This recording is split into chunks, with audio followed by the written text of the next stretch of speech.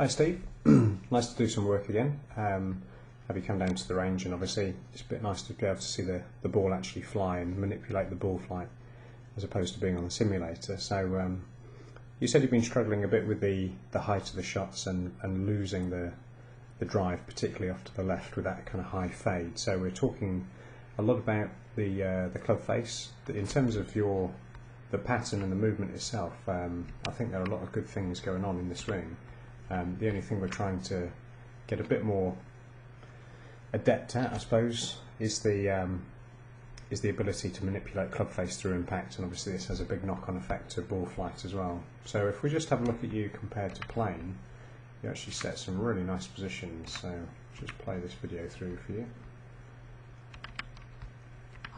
So the nice thing was we saw this pretty immediate improvement because the rest of the pattern is good. Just that club face tends to get quite open, so you can see you're underneath the plane line. As you say, you try and work on that, feeling as if you're hitting from the inside, but of course the problem you've had is the club face has been pretty open on the way in, and it's forced you to flick.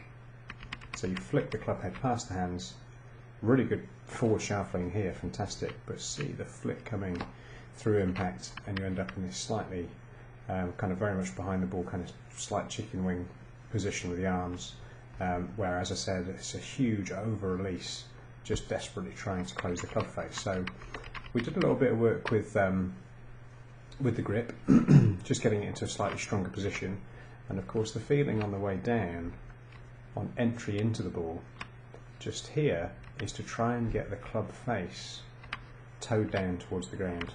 So actually close the club face down, kind of over close it if you like, and then from here we're trying to hold on to this forward leaning shaft. So to begin with, we want to see that slight overdraw, if anything, and then we can start to hold it off even more, and that will help to not only compress the golf ball, but also give us that forward shaft lean, which will reduce the height of the shot as well. So if we can get you hitting that lovely low draw, then of course it'll make a massive difference to your total distance, particularly as the ground gets a little bit drier coming into spring and summer. So really good to get started, and I'm looking forward to the next session where we can start looking at the other parts of your game and see what else we can sharpen up.